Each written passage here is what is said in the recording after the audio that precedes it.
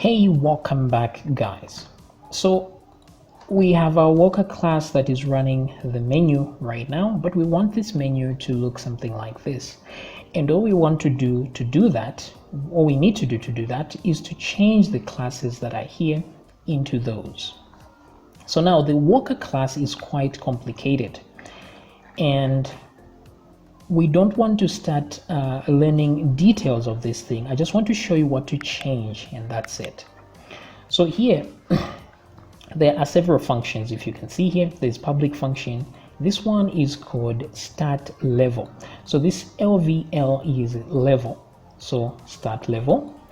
Now keep in mind that this is a loop. It's a looping mechanism, so it's a level. Let me come back here to show you what levels are. So here this is level 1, like the home page, and then this is a child of this, and that's level 2. And then if this had a child of its own, that would be level 3. So that's what those levels are. So that's for starting a level. And then if you scroll down, you will see there's an end level right there. Okay, so this puts the ending tag. So you can see here it's the unordered list tag closing part. And then if you look at start level, this is where the ordered list starts from here. So this is where it starts from, and then it puts some class names and then some indentation here. So depending on the level, it will put a depth there. So there's depth of 0. So this is where you tell it how deep you want the levels to go. If you want it to show submenus and submenus, etc., that's where the depth thing comes in. And then from the levels here, there's another function which is start element. So this is where the opening elements are added. So you can see here there are class names being added and list items there, of course, etc., etc. So the hrefs and so on. And then of course there's end there's end element. So there are only 4 functions in here. There's start level, end level, start element, end element. So this is the ending list item. Okay, so just keep that in mind.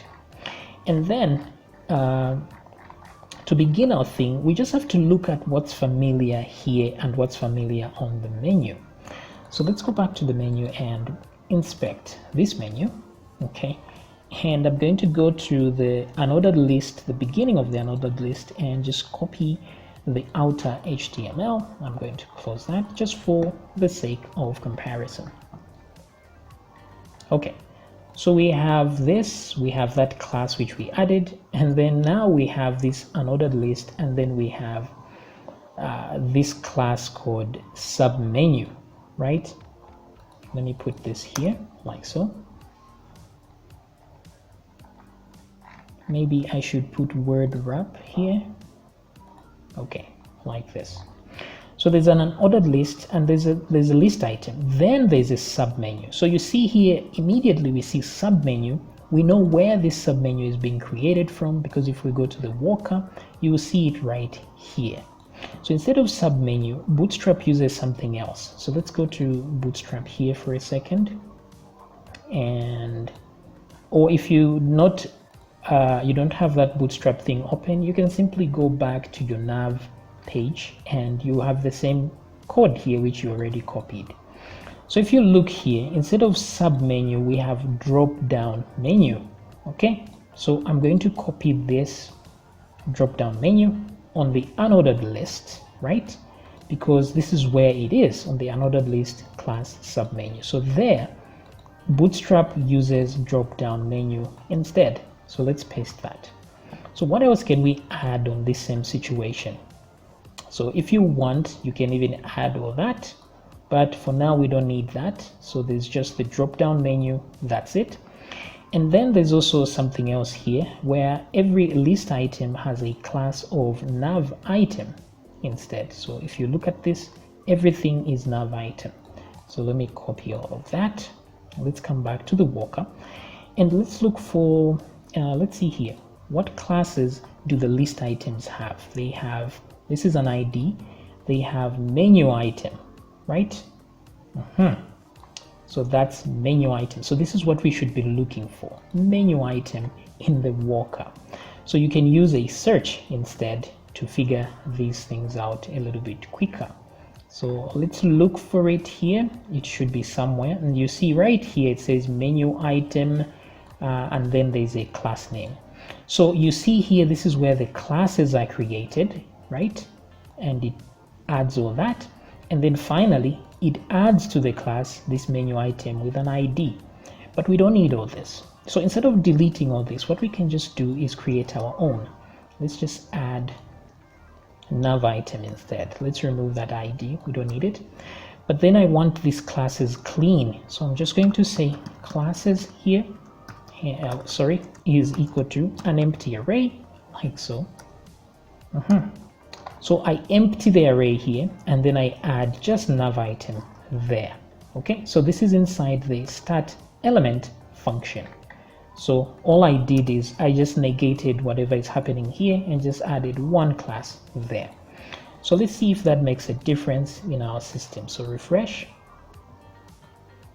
Okay, good. So you see now there's a slight difference here with the way it was. At least the submenu has disappeared as it should, and then these are in the same line now.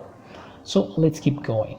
Now let me refresh, inspect, and just to see that what I have done actually made a difference, I will see there's a list item here, and the class is nav item for every list item. So that is good. So let's add something else to see how that will work. Let's come back to let's go to the nav.php, and then the a tag itself has this thing called nav link. Okay, so let me copy that class. It's nav link in the a tag. So all I have to do is find where the a tag is being created, right? So let me look around here. Okay, so there's list item, which we've already covered, and let's keep going. Yeah, usually blank and all of this usually is for the a tag, so it must be somewhere around here. Where can it be? Ah, looky there, a tag, right? So opening and closing, and then right here we have attributes. So there's an opening bracket for the a tag, and then there's attributes, and then there's this. So all we need to do is deal with these attributes here and put our own attributes there, right?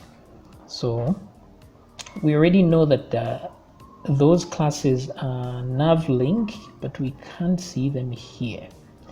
So what to do?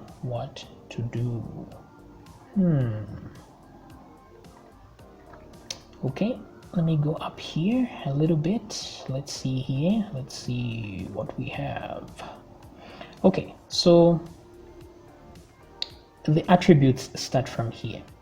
So there's an attribute here called title. There's an attribute called target, and that, and another attribute called href, and this other attribute. So looks easy enough. I think what we need to do is just duplicate this and add our own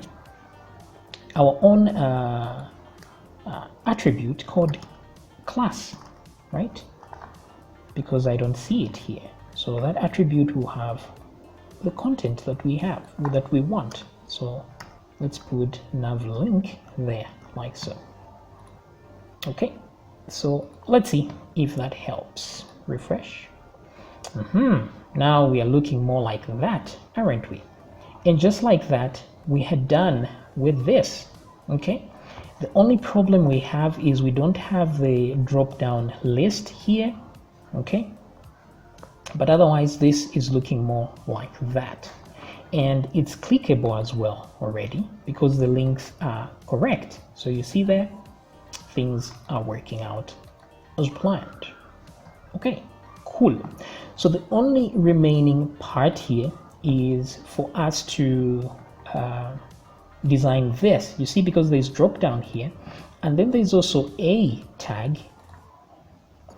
You see this a tag here that has nav link. However, if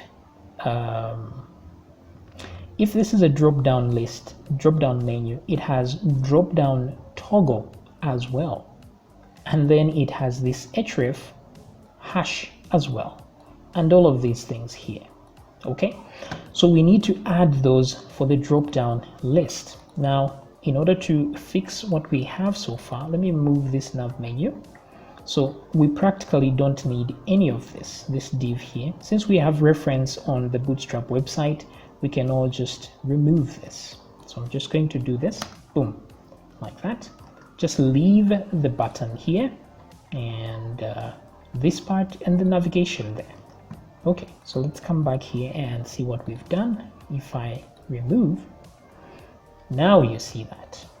Okay. Oh, where has that gone? Oopsie. So let's undo.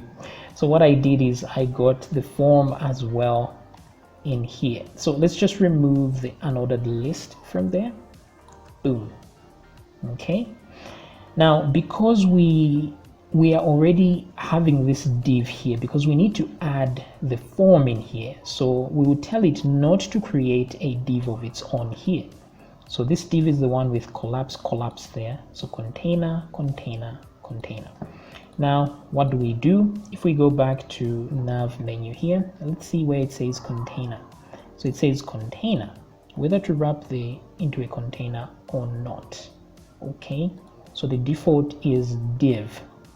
Now, what I want to do instead for container, I'll remove the container ID and container, and then let's just put an empty string so that it doesn't give a container. And then I will move it into this space where I removed the list items, like so. Okay, that way I get to keep my form, because if I had let this div stay, it would have been created inside here, then there would be no way of me putting this form in there. So like this is better. And then now I can refresh. At least I have that, and I still have my pages there. So as you can see now, I can click nicely and the pages go to where the menu is going, right? If I go to my admin and add more menus, they're going to show here. But we still don't have our drop-down list, so let's figure that out in the next video.